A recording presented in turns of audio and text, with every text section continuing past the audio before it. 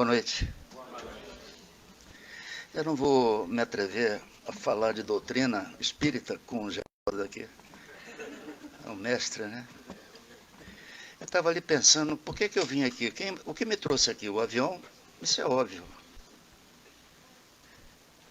Como nós sabemos que nada é por acaso, eu tenho absoluta certeza que esse encontro foi marcado em algum momento de outras vidas, de outras passagens, outras encarnações. E ontem, a primeira vez que eu vim à América, quando eu passei pela imigração, eu fiquei pensando que o espiritismo contemporâneo ele foi projetado pelas irmãs Fox, que a despeito de todas as mentiras que inventaram sobre elas foram muito importantes, Kate e Margaret. E o espírito de Charles Rosnan, que estava emparedado lá no porão, né? Então foi a grande manifestação que depois chegou à França, com as mesas girantes, Allan Kardec, tudo que vocês conhecem. O que me traz aqui é... Eu estou emocionado e muito honrado, porque quem sou eu para fazer uma palestra, né? Mas o que eu posso contar é de como eu cheguei à doutrina, né, espírita. Alguns irmãos ortodoxos acham que a doutrina nos prepara para bem morrer. Eu acho o contrário, eu acho que a doutrina nos prepara para bem viver. Senão fica muito masoquismo, né? Ah, eu sou espírita porque eu vou me preparar para morrer bem. Não, eu não quero morrer bem, eu quero viver bem, né? Se eu tiver algum crédito e dar uma passada rápida pelo umbral, tá bom já. Bem rapidinho, né? Espero, né, Geraldo? É, Geraldo? Rapidinho, né? A gente monta um centro lá. E tem uma frase do Yogananda que eu gosto muito, que é: o santo é o pecador que não desiste nunca, né? O santo é o pecador que não desiste nunca. Yogananda. Me veio agora uma prece do Padre Isabel, que é uma entidade muito querida lá do Frei Luís, e que foi psicografada pelo Eduardo Frutuoso, que partiu no início do ano agora. Pai de infinita bondade, que tem por nós piedade na desgraça e na aflição, e que nas horas de amargura põe tua paz com ternura dentro do nosso coração. Ouve, Senhor, a nossa prece, a nossa alma fortalece, dando-nos harmonia e paz, mas faz com que sejamos indulgentes, tolerantes, pacientes, até com quem o mal nos faz. Afasta, Pai, dos nossos caminhos os abrolhos e espinhos esparramados pelo chão e transforma em vibrações positivas todas as emanações negativas com a força desta oração. Converte, Pai, em bons amigos aqueles que se dizem nossos inimigos, convencendo-os a nos dar o seu perdão. Porque Tu és nossa firmeza e nos erros e fraquezas jamais nos negaste a mão. Certos que esta prece foi ouvida e que toda desgraça foi vencida pelos bons guerreiros do além, nós nos ajoelhamos em espírito e, agradecidos a Jesus, o Cristo, o louvamos para sempre. Amém. Então, há 29 anos, eu estava na França, em Paris. Eu havia sido premiado com melhor ator no filme Memórias do Cárcere e, coincidentemente ou não, também com uma peça, melhor ator. E na época havia um prêmio chamado Molière, e eu ganhei esses 2 prêmios que davam direito a ficar 1 ano na França.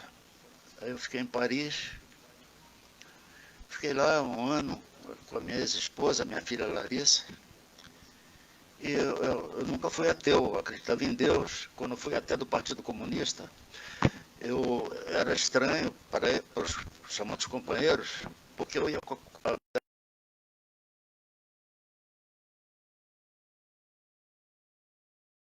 meu pai, né, meu protetor, ateu.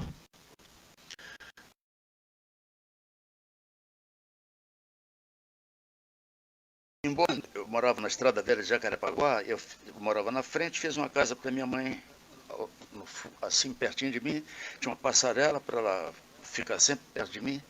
E eu via ela falando alto, o texto de Kardec, eu olhava assim, achava legal, mas ela falando sozinha, bem alto, o meu texto de Kardec. Depois ela partiu. E hoje ela faz parte da equipe de médicos, de enfermeiras, porque ela era enfermeira, do Dr. Frederico von Stein, que me curou, me salvou a vida, com a permissão de Jesus e Frei Luiz. Muito bem. Então eu estava na França e ligaram para mim. Eu tinha dado uma pausa lá no meu contrato na Globo. E já estava acabando o dinheiro também. Aí disse, você não quer fazer um programa aqui agora?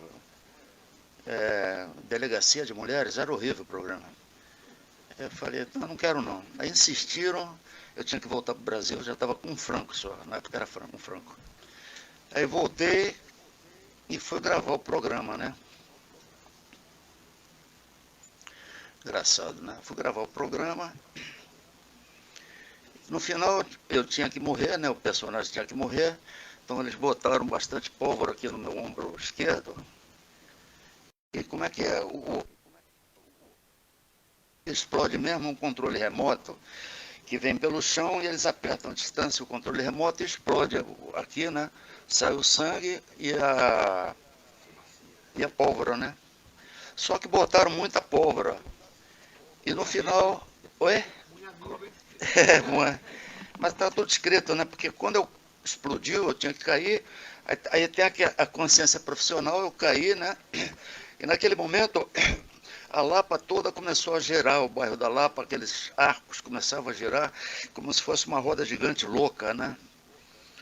E a partir dali minha vida mudou.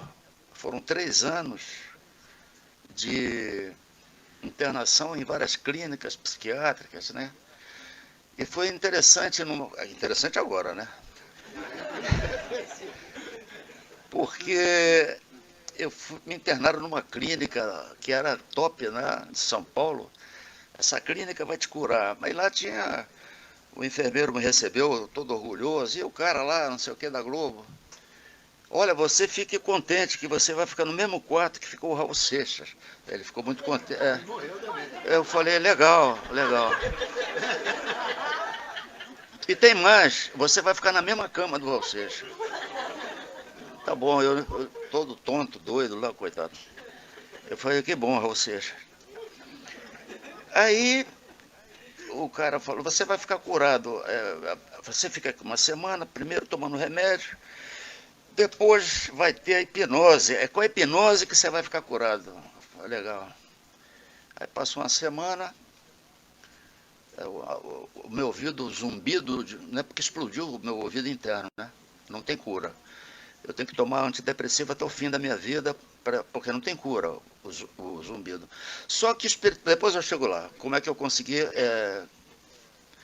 qualificar esse zumbido através do espiritismo? Muito bem.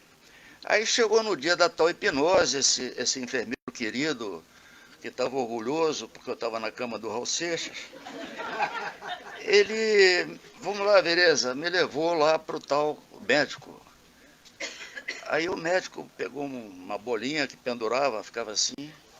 Olha, eu vou contar de 10 a 0. Quando eu chegar em 0, você estará totalmente hipnotizado, meu filho. 10, 9, 8, 7, 6, 5, 4, 3, 2, 1. Você está dormindo? Eu falei, não. Não é possível, cara. Todo mundo aqui fica hipnotizado, mas eu não tenho culpa. Tá, vamos tentar outra vez. Pensa numa coisa assim, a floresta, meu filho, os pássaros, as nuvens, aquele frescor da floresta. Eu digo, tá legal, vai. 10, 9, 8, 7, 6, 5, 4, 3, 2, 1. Agora você partiu, né, meu filho? Não partiu. Bom, então ele ficou irritado. Então você não tem jeito para hipnose. Nós teremos que primeiro passar por uma etapa de injeção. São injeções muito poderosas. Você vai ficar curado. Mas hipnose não deu, não deu. Aí o enfermeiro, eu não entendi, acho que ele estava do meu lado, o enfermeiro. Ele não pôde falar, senão seria despedido. Ele falou, não deu, né, beleza, não deu, tudo bem. Aí voltei para a cama do Raul Seixas, que ele fazia questão de me lembrar a cada instante. Muito bem. Aí passou uma semana, aí o enfermeiro, olha, eu tive ordens que você pode passear no pátio agora. Aí eu fui passear no pátio. Bom, todo mundo nasceu, né? Autista, esquizofrênico. Eu achei que estava bem, né? Porque aí eu falei, esse quadro aqui tá bom. Aí me reconheceram, eram quadros incríveis, né? Patologias terríveis, né? Mas muito carinhosos, muito carinhosos. E uma delas, uma moça muito bonita, parecia muito a Xuxa Meneghel. E ela, tadinha, ela tinha surtos, né? Tinha surtos. Aí me devolveram para o quarto porque eles queriam autógrafo, mas me abraçaram muito. Eu não entendia nada, né? Era horrível, era horrível. Foram 3 anos, né? Aí quando eu cheguei no quarto, bateram, né? Eu nem trancava nada. Vem cá, você quer estar afim de roubar Aldol? Eu não entendi, como assim? Não, é porque chegou um carregamento novo de Aldol. E Aldol é o maior barato, cara. Você toma Aldol, você faz a maior viagem. Não,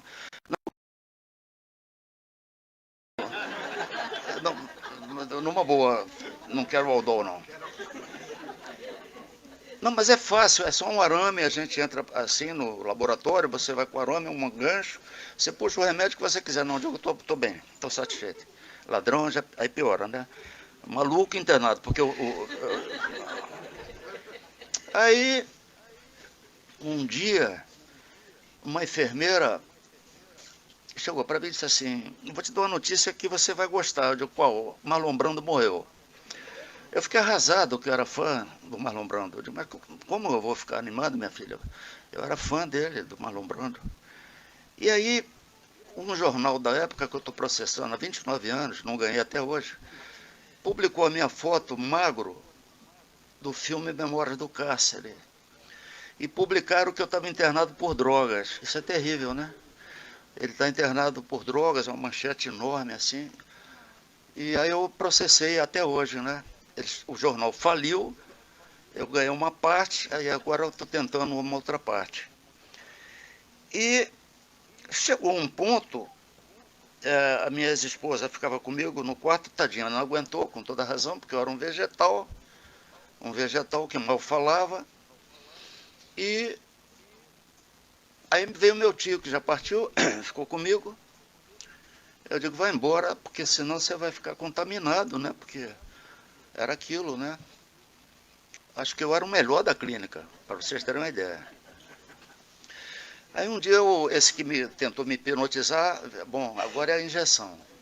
Tá. Aí eu fui tomar tal injeção. Bom, essa injeção, aí eu entendi porque o Raul Seixas gostava da clínica.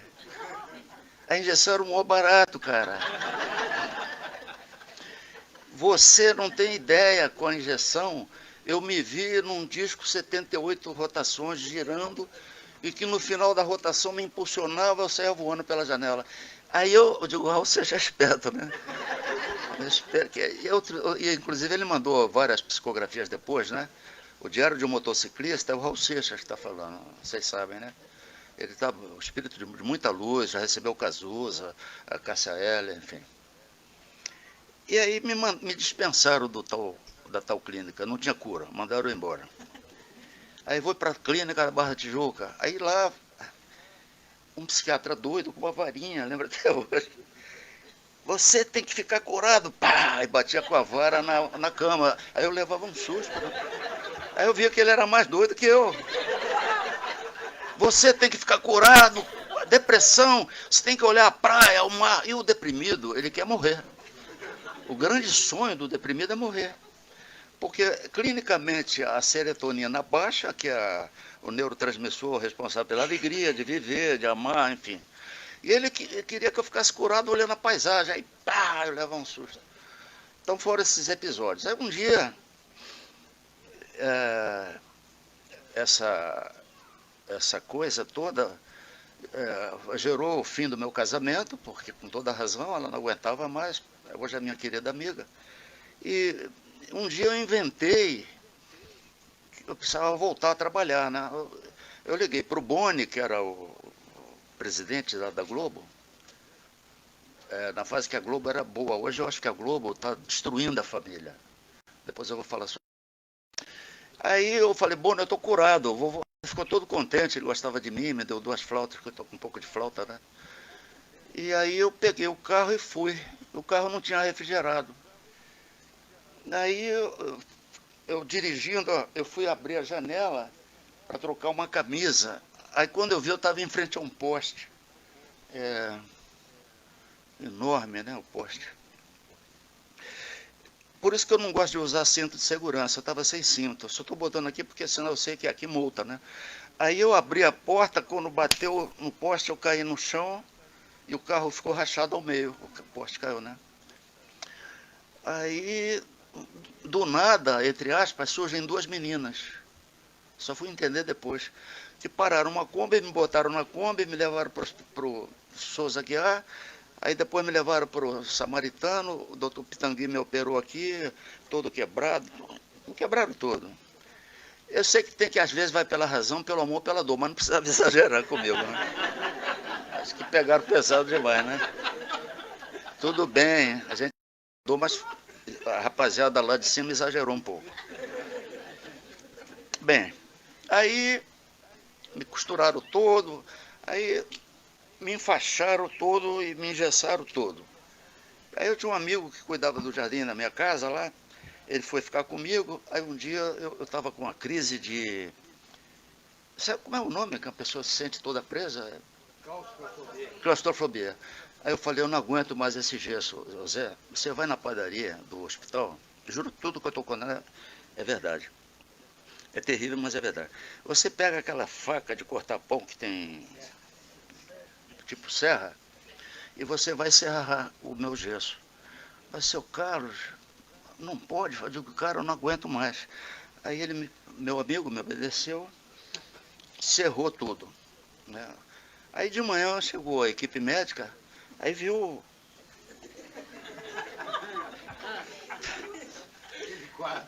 Ele jogou, o que houve? Como é? Eu não sei, cara, eu acordei e rachou tudo. Sono pesado, hein? Rachou tudo. Mas como rachou? Gesso não racha. Pois é, comigo rachou. Aí eu falei, Diogo, vamos fazer um trato. Cara, eu não aguento, eu fico... Eu não aguento.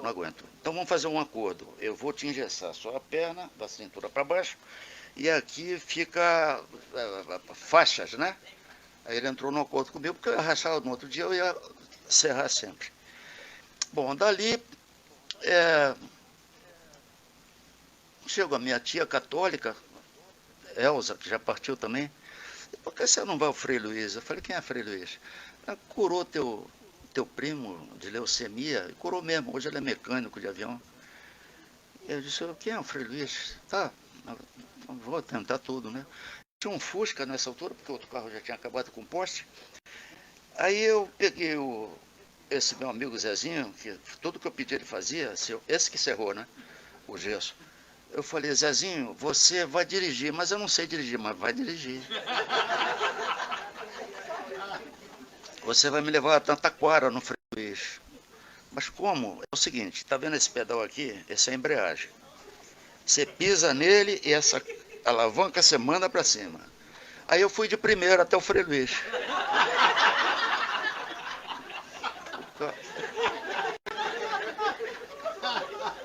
Aí cheguei entrei lá, muleta, etc. Aí o Frutuoso, o médico, filho do Eduardo Frutuoso, que partiu no começo do ano, ele, não, você não precisa entrar em fila, você tá de muleta, enfim. Aí começou meu contato, né? Aí eles começaram a me fazer simultaneamente a operação espiritual, o Dr. Frederico von Stein, e trabalho de desobsessão, atração, doutrinação, que me disseram mais tarde que tudo que aconteceu comigo foi um trabalho de magia negra. Um trabalho de magia negra para matar, para que eu morresse, né?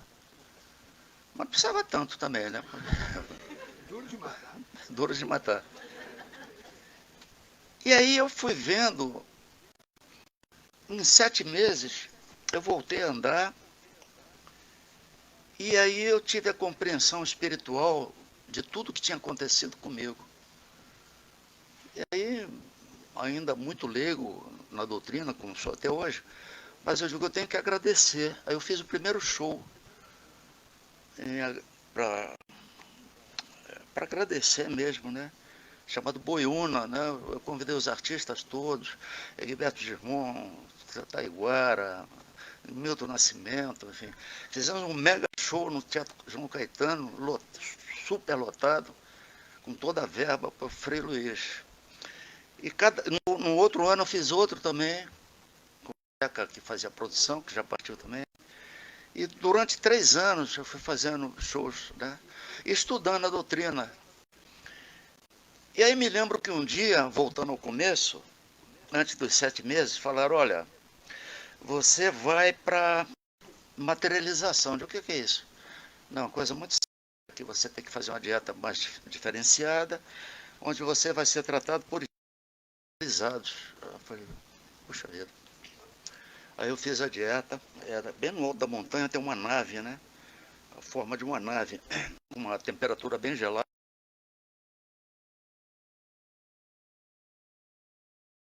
Lá, bem gelado a temperatura. Aí, de repente, o médium, meu querido Gilberto, que foi tirado da vida de uma forma violenta, Gilberto Arruda, meu irmão, ele entrava na sexta-feira, deitava no leito, e ele fornecia 90% do ectoplasma, e a assistência das 2 primeiras filas forneciam para complementar o ectoplasma, né, que faltava. Aí, de repente, chegou minha hora de ir para a maca, eu fui, aí vem uma figura que não andava, deslizava com a máscara de médico, um manto, e aparelhos que eu nunca vi na Terra, nunca vi na Terra. Aí ele passava o aparelho em mim, aí eu achei aquilo incrível, né? Aí, na semana seguinte, era o médium incorporado. Aí ele também me operava na hora, um médium de efeito físico, médium de cura, de tudo. Aí, na outra, 15 dias depois, era de 15 dias, eu voltei à materialização.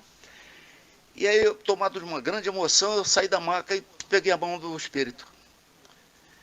E não era igual a história em quadrinho, não é mão mesmo, com músculo, com temperatura e tudo. Como nós daqui agora. E tomei a bênção a ele. E eu não sabia que não podia fazer isso.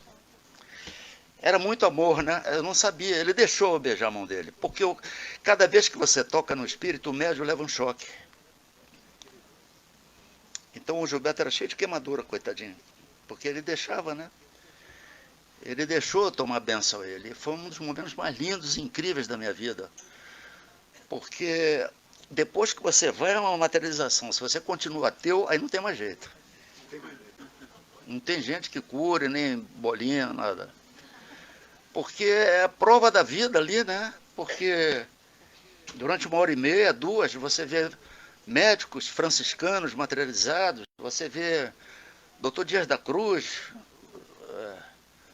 você vê ali, cara, não tem como. Conversando, falando idiomas que o médium não sabe falar, entendeu? E aí, ao mesmo tempo, eles faziam questão de abrir a cabine e você via o médium ali e o espírito aqui, né? Falando alemão, o inglês, falando, entende? É um dos momentos mais incríveis da minha vida. E aí, quando eu percebi que eu tinha que chegar ali, vai ver não, eu combinei antes de reencarnar, inclusive que eu estaria aqui, né? Eu combinei antes de reencarnar que eu seria espírita, que a maior caridade que você pode fazer para a doutrina é divulgá-la. É a maior caridade. E então eu passei a não me incomodar mais com o zumbido. Eu nunca mais. Ele não me incomoda mais, eu nem lembro mais dele. Porque eu tive uma compreensão espiritualista de por que tudo aquilo ocorreu. Ou seja, eles eles me fizeram vários chamamentos e eu não atendi. Então disseram, cara, já que você combinou aqui antes de reencarnar, a gente vai te chamar dessa forma. Quer dizer, eu repito, pegaram pesado, mas senão eu não iria. Provavelmente eu não iria, porque eu tinha outra visão de mundo, as minhas leituras, eu leio de tudo. Aliás, é uma sugestão que eu dou, não um conselho. Eu acho que o espírita deve ler os ateus também, sabe? Porque é importante, embora você saiba que a vida continua, são provas concretas disso, não só pela psicografia, mas por espíritos materializados, você tem que ler os ateus para que você tenha uma compreensão também do mundo, da época que te deram para viver. Senão você fica sectário, fica ortodoxo. Então é importante, eu leio Sartre, Camus, eu leio os ateus, eu leio os niilistas, até para você ter um distanciamento, para você ver como é que você poderia ter ido por um outro caminho e foi por outro. Porque senão a gente fica chato, a gente fica carola. Porque carola não é só católico, não. Existe espírita carola. Por exemplo, esse ortodoxo que eu citei, não, tem que ser espírita para morrer bem. Está doido, morrer bem nada. Deixa eu ficar um pouco aqui. Tem que viver bem. E você contribuir para a época que te deram para viver. Porque o espírita, ele é um cidadão, ele paga imposto. Né? Então ele tem que participar até da vida política do país, como o doutor Bezerra de Menezes participou, né, como parlamentar. Porque senão você não é essênio, você não vai viver enclausurado, né? Você vota, ora, se você vota, quem não se preocupa com política, os que preocupam com política vão usar a política contra você. Isso é dialético, gente. Não é você ser da política partidária, não é isso que eu estou falando. A política, a etimologia da palavra grega de política é fazer o bem comum, participar do bem comum. E você não pode, sob pena da omissão, você não pode deixar de participar do tempo que te deram para viver. Né? Porque senão você vai ficar aquele cara achando que é o cara, né, que está bem na fotografia, porque você sabe a doutrina, porque você sabe a lei de causa e efeito, a lei do retorno, e você vê o teu irmão do lado e você não faz nada, porque não, isso é política. Isso é um equívoco. Isso é um equívoco. Barçanufo também participava, o Barçanufo. Então, sobre a doutrina, o trabalho que vocês fazem é extremamente importante, porque a ênfase na América é mais evangélica, até pela própria história, né, da conquista da América. E vocês fazem um trabalho que é dificílimo de fazer o americano acreditar ou melhor, conhecer Allan Kardec, né? Conhecer Allan Kardec. Esse é um trabalho lindo que vocês fazem, porque no Brasil é mais fácil você ser espírita no Brasil. É mais fácil. Porque é um país mítico, né? Mítico, porque embora a doutrina tenha sido codificada na França acho que você não acha um centro espírita na França. Você não acha. E quando você acha, é mais de um viés científico. Eles não ligam para a religião lá. É estranho. Então, quando o Espírito da Verdade falou para o Kardec que o trabalho dele não estaria terminado, é porque com certeza eles estavam prevendo já o Chico Xavier no Brasil. O Chico Xavier no Brasil que fez, meu Deus, incontáveis livros, incontáveis línguas, idiomas, e foi da onde a doutrina repercutiu para o mundo inteiro, mas ainda com dificuldade no país onde gerou o espiritismo contemporâneo, que eu amo muito, que são as irmãs Fox, né? A Kate Margarete, aquele espírito, o Mascate, lá no porão. É claro que vocês conhecem a história, né? Porque depois tentaram desmoralizá-las. Uma delas começou a beber, porque era difícil, né? Elas eram muito caluniadas, muito caluniadas. Diziam que aquele efeito das batidas era elas que batiam com os dedos, com os pés, e não. Depois, quando foram fazer escavação no porão, descobriram o esqueleto do Mascate, do Charles Rosman, que diz que, claramente que fora assassinado por inquilinos anteriores, né?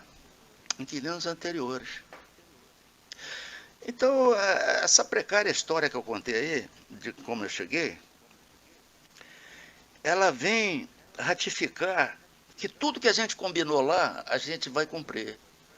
Ou pela razão, que é muito raro, pelo amor, bastante, e pela dor é unânime, né? A maioria que eu vejo no Frei Luiz chegou lá pela dor.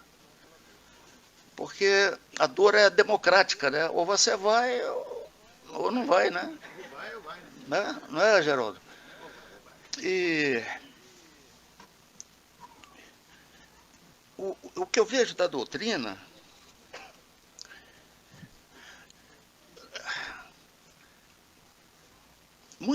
muitos dados da época do Kardec ele não podia prever, né? Ele não podia prever. Como a chegada dos pretos velhos, das pretas velhas, são queridos. Eu acho, às vezes, que a doutrina, em certas casas, não é crítica, é observação amorosa.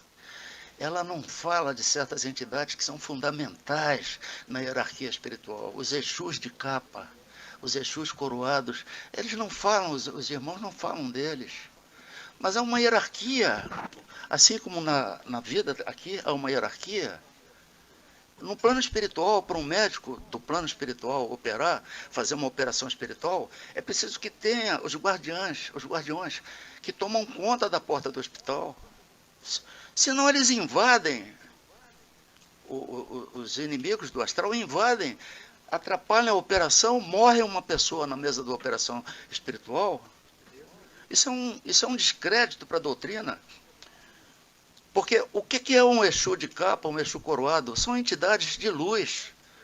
São entidades de luz que fazem a limpeza do astral. Tomam conta do astral. E eu vejo que eu tenho que abrir meu coração. Eu fico triste de que eles não sejam reconhecidos e verbalizados na maioria das casas espíritas. Porque se eles não existem, não tem como fazer operação espiritual. Se não tiver a cigana, se não tiver o preto velho, a preta velha, não funciona, gente. É uma hierarquia. A gente tem que amá-los como amamos os médicos espirituais. Porque se eles não tomarem conta da porta do hospital astral, é uma loucura. Outra coisa que a gente percebe, nesses meus precários 29 anos, é o compromisso do médium. O médium não pode cobrar. Quando ele cobra, a entidade dá um tempo para ele, dá um susto nele. Depois dá outro susto. Depois vai embora. Porque a entidade de luz ela não pode compactuar com um médium que cobre, porque aquilo é um dom democrático que ele recebeu. Ele não pode cobrar por aquilo como uma pessoa que lê cartas, joga búzios, lê mão. Essa pessoa até pode cobrar, que faz mapa astral, mapa astrológico, mas não pode cobrar um médium, porque aquilo é um dom que pode ser, assim como foi dado, pode ser retirado dele. Tranquilamente retirado dele. Então a entidade vai embora, porque ela não vai se imiscuir com esse tipo de coisa menor, né? Que é cobrar por um dom que não lhe pertence, que pode ser tirado. E, em geral, quando é tirado de uma forma trágica, né, Geraldo? É tirado de uma forma trágica, porque A gente tem o beneplácito do esquecimento, né? Mas a gente sabe que combinou lá, né? Deus está aqui. Como é que eu vim parar aqui, meu Deus? Então isso foi combinado lá. Olha, beleza, você vai reencarnar. Olha aí, você já aprontou muito, hein? Toda encarnação se apronta. Eu acho isso, eu já aprontei muito.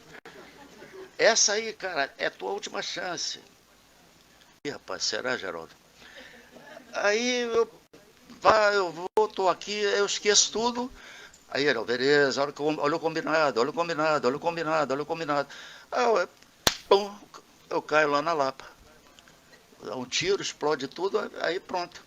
Né, Bebeto? Senão a gente não chega lá. O, quando o Kardec, o Espírito da Verdade falou para ele, olha, você não concluiu o teu trabalho. Quer dizer, o Espírito da Verdade, o Zéfiro, já estava avisando a ele que em outro lugar alguém continuaria com esse trabalho da difusão da doutrina espírita. Eu queria, depois de contar essa estranha história, eu gosto muito de Salmo. Eu acho que Salmos são poemas muito lindos, né? Como o Salmo da doença, o Salmo da proteção. E se vocês permitem, eu gostaria de dizer pelo menos dois. Pode ser?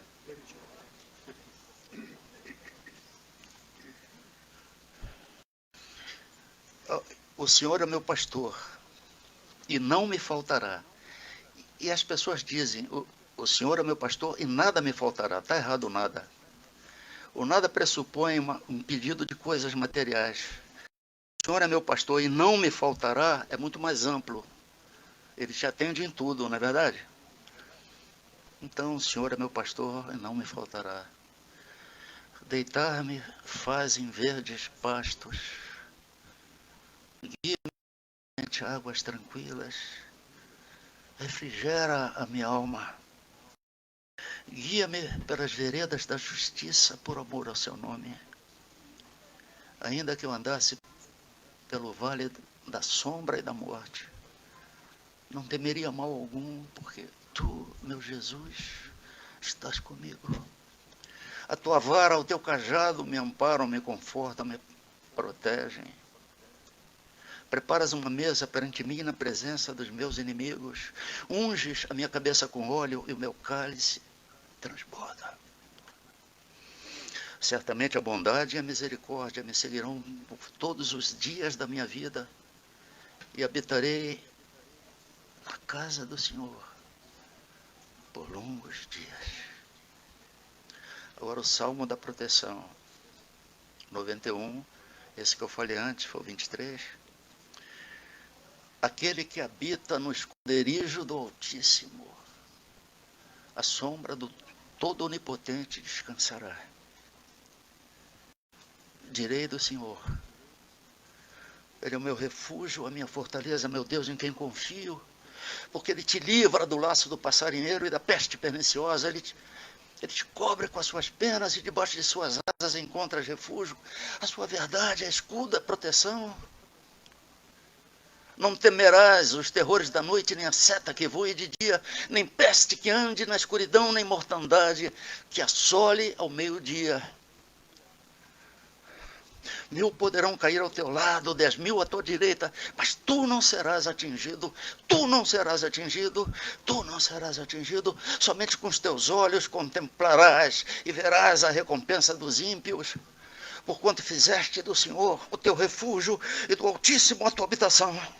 Nenhum mal te sucederá, nem praga alguma chegará à sua tenda, porque aos seus anjos Deus dará ordens a teu respeito para te seguirem em todos os teus caminhos. Eles te susterão em suas mãos para que não tropeces em alguma pedra. Pisarás o leão e a áspide, calcarás aos pés o filho do leão e a serpente. Pois que tanto me amou, eu livrarei. Poloei num alto retiro, porque ele conhece meu nome. Quando ele me invocar, eu lhe responderei. Estarei com ele na angústia, livrá-lo-ei e o honrarei. Com longura de dias fartá-lo-ei e lhe mostrarei a minha salvação. Graças a Deus.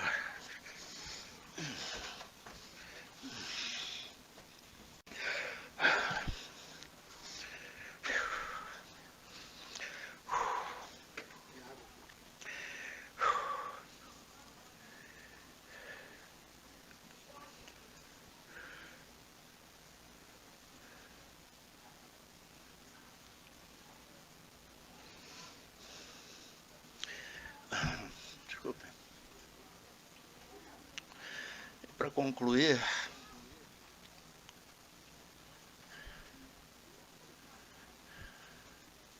ainda que eu fale todas as línguas dos homens e dos anjos, se eu não tiver amor, seria apenas o bronze que ressoa, o símbolo que retine. Ainda que eu possua o dom das profecias, saiba todas as ciências, ainda que eu possua um grau de fé que me permita remover montanhas, se eu não tiver amor, eu nada serei. Ainda que eu distribua meus bens entre os pobres, deixe então fogo consumir o meu corpo, nenhum proveito tiro se eu não tiver amor. O amor é paciente, o amor é bondoso, não é nada exigente, arrogante, orgulhoso, jamais é descortês, nunca interesseiro. O amor não se irrita, não guarda rancor no coração, tudo desculpa, tudo crê, tudo espera, tudo suporta. O amor não terá fim, as profecias, sim. As línguas se calarão e as ciências têm o seu termo. Imperfeito é o nosso conhecimento e também as profecias, mas quando vier o que é perfeito, o que é imperfeito desaparecerá. Quando eu era criança, falava como criança, pensava como criança raciocinava. Homem feito, me despojei dos atributos de criança. Por enquanto enxergamos Deus obliquamente por um espelho, mas um dia teremos a visão de Deus de face a face. Por enquanto conheço apenas uma parte, mas logo conhecerei como sou por Ele conhecido. Temos agora a fé, a esperança e o amor, mas dos três, o mais excelente é o amor. Muito obrigado.